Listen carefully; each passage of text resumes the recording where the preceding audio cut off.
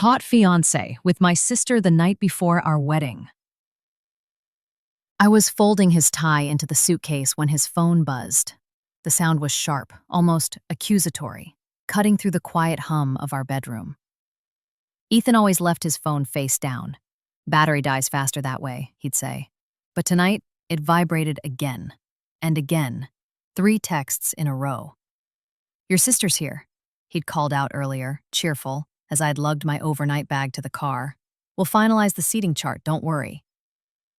Mia had waved, her smile a little too bright. I'd almost asked why she was wearing his jacket, the oversized navy one he'd lost last month, but my hands were full of ivory satin, and the florist was calling. Now, alone in our half-empty apartment, I stared at his phone. He'd forgotten it. Again.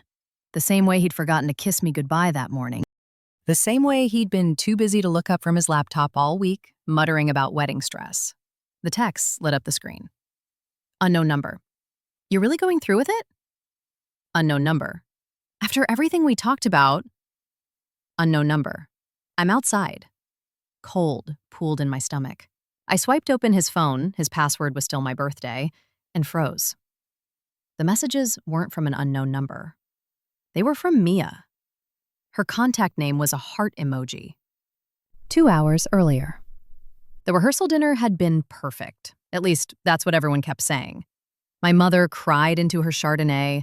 Ethan's best man cracked jokes about prison if he screwed up. Mia sat quietly, pushing risotto around her plate. "Nerves," she'd said when I asked. But now, driving back to grab my last-minute toiletry bag, I replayed the way Ethan's hand had lingered on her shoulder. How he'd laughed at her joke. The same dumb, "why don't skeletons fight? They don't have the guts" punchline she'd used since we were kids, louder than anyone else. I parked outside our apartment, saw Mia's car in the visitor spot, and frowned. Why was she here? The elevator felt like it took years. Our doormat, the one that read "Home is where the Wi-Fi connects," was crooked. I fixed it, my hands shaking. Then I heard it. Music. Our song. Ed Sheeran's Perfect, faint and syrupy through the door. And laughter. Her laughter, not the tight performative giggle from dinner, but the full, unguarded one I hadn't heard since before our engagement. The key turned silently. They were dancing. Mia's head rested on his chest, his arms wrapped around her. Her fingers trailed down his back, possessive, familiar. The jacket she wore wasn't his, it was mine. The cashmere wrap I'd bought for our Iceland honeymoon. Ethan whispered something into her hair. She tilted her face up and I don't know what sound I made, a gasp maybe, or a sob. They froze. "Kara," Mia breathed, her face pale. "It's not what... How long?" The words scraped my throat raw. Ethan stepped toward me. "Let me explain." His cologne hit me first. Woodsy. Warm.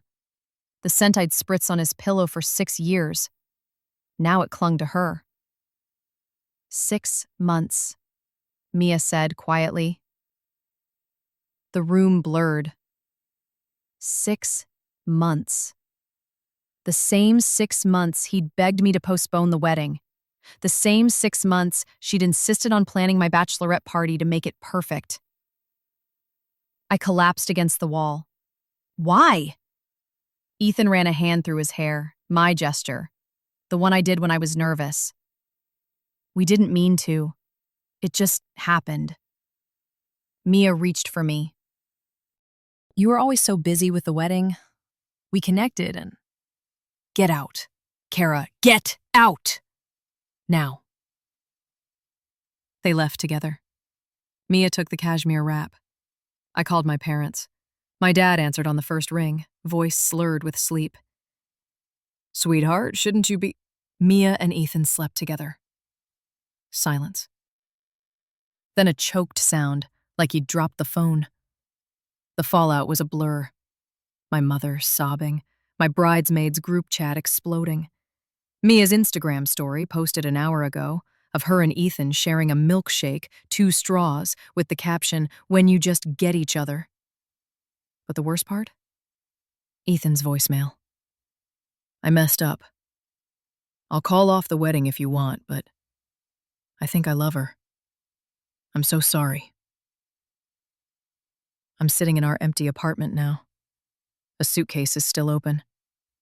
His tie, navy blue to match her bridesmaid dress, lies crumpled on the floor. My phone buzzes. It's Mia. Mia, can we talk? I haven't answered yet. TLDR, found fiancé and sister in a 6-month affair the night before our wedding. Now I'm alone, staring at her text.